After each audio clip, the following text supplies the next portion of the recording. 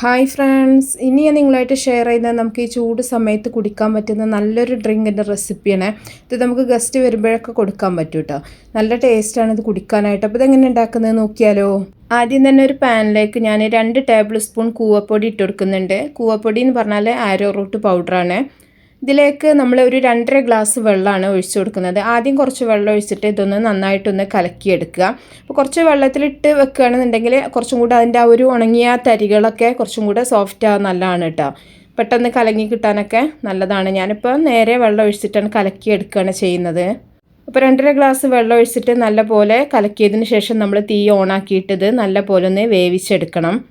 ഇപ്പോൾ കൂവപ്പൊടി ശരിക്കും നല്ല ചൂട് സമയത്തൊക്കെ ശരീരം തണുപ്പിക്കാനും നമ്മൾ പല രീതിയിൽ ഇത് കുടിക്കാറുണ്ട്. അപ്പോൾ ഇങ്ങനെ കുടിക്കുകയാണെന്നുണ്ടെങ്കിൽ നല്ല ടേസ്റ്റി ആയിട്ടുള്ളൊരു ഷേക്കൊക്കെ കുടിക്കുന്ന ഫീലാണ് കേട്ടോ. അപ്പോൾ ഗസ്റ്റൊക്കെ വരുന്ന സമയത്തൊക്കെ നമുക്ക് കൊടുക്കാൻ പറ്റും. അപ്പോൾ നല്ലപോലെ ഇളക്കി മിക്സ് ചെയ്തിട്ടിത് വേവിച്ചെടുക്കുക. അതിൽ ആ ചെറിയ തരികളുണ്ടെങ്കിലും കുഴപ്പമൊന്നുമില്ല കേട്ടോ. നമുക്കിത് മിക്സിയിൽ നന്നായിട്ട് അടിച്ചെടുക്കാനുള്ളതാണ്.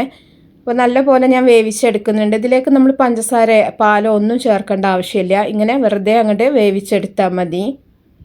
അപ്പോൾ നല്ലപോലെ വെന്തതിന് ശേഷം നമുക്ക് തീ ഓഫ് ചെയ്തിട്ട് ഇതൊന്ന് ചൂടാറാനായിട്ടൊന്ന് മാറ്റി വെക്കണം. ചൂടോടുകൂടി നമുക്കിത് ചെയ്യാൻ കഴിയൂല കേട്ടോ. അപ്പോൾ ഒന്ന് ചൂടാറിയതിന് ശേഷം വേണം നമുക്കിത് മിക്സിയിലിട്ടിട്ട് അടിച്ചെടുക്കാനായിട്ട്. അപ്പോൾ നല്ലപോലെ വേവിച്ചെടുക്കുക. അതിൻ്റെ ആ ഒരു പച്ചച്ചൊവയൊക്കെ മാറുന്ന വരെ നല്ലപോലെ ഒന്ന് വേവിച്ചെടുക്കണം. തിളപ്പിച്ച് നമ്മൾ നല്ലപോലെ ഇളക്കിയെടുക്കുക, അടിയിലൊന്നും പിടിക്കാണ്ട് തന്നെ. ഇനി നമ്മളൊരു മിക്സിയുടെ ജാർ എടുത്തിട്ട് അത് ചൂടാറിയതിന് ശേഷം അതിലേക്ക് ഒഴിച്ചു കൊടുക്കുക.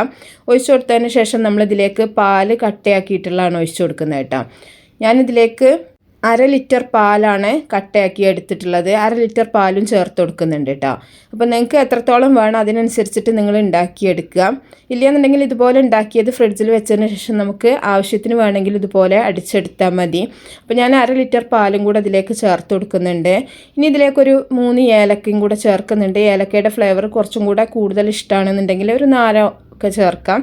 ഞാനിവിടെ 3 എണ്ണം ചേർത്തിട്ടുണ്ട്. ഇനി ഇതിലേക്ക് ആവശ്യത്തിനുള്ള പഞ്ചസാരയും കൂടെ ചേർക്കുന്നുണ്ട്. പഞ്ചസാരക്ക് പകരം നിങ്ങൾക്ക് വേണമെങ്കിൽ കണ്ടൻസ്ഡ് മിൽക്ക് ചേർത്ത് കൊടുക്കാം കേട്ടോ. കണ്ടൻസ്ഡ് മിൽക്ക് ചേർത്താലും നല്ല ടേസ്റ്റാണ്. അപ്പോൾ ഞാനിവിടെ ആവശ്യത്തിനുള്ള പഞ്ചസാര ചേർത്തിട്ട് നല്ല പോലെ ഇതൊന്ന് അടിച്ചെടുക്കുന്നുണ്ട്. മധുരമൊക്കെ ഓരോരുത്തരുടെ ഇഷ്ടത്തിനനുസരിച്ചിട്ട് വേണം ചേർക്കാനായിട്ട്. നല്ല പോലെ ഇതൊന്ന് അടിച്ചെടുക്കുക. ഇതിന് ശേഷം നമുക്കിതൊരു ഗ്ലാസ്സിലേക്ക് സെർവ് ചെയ്യാം. അപ്പോൾ ഇതിൻ്റെ കൂടെ നിങ്ങൾക്ക് ഡ്രൈ ഫ്രൂട്ട്സ് എന്ത് വേണമെങ്കിലും ചേർത്ത് കൊടുക്കാം.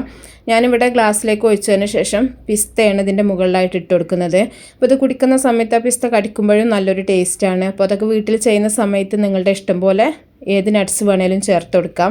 അപ്പോൾ എല്ലാവരും ഒന്ന് ട്രൈ ചെയ്ത് നോക്കുക. നല്ല ടേസ്റ്റാണ് കുടിക്കാനായിട്ട്. അപ്പോൾ എന്നിട്ട് നിങ്ങളുടെ ഫീഡ്ബാക്കൊക്കെ അറിയിക്കുക. ഇഷ്ടപ്പെട്ടാൽ ലൈക്ക് ചെയ്യുക, ഷെയർ ചെയ്യുക, മാക്സിമം സപ്പോർട്ട് ചെയ്യുക. അപ്പോൾ നല്ല നല്ല റെസിപ്പികളൊക്കെ ആയിട്ട് നമുക്ക് അടുത്തൊരു വീഡിയോയിൽ കാണാം. ഓക്കേ.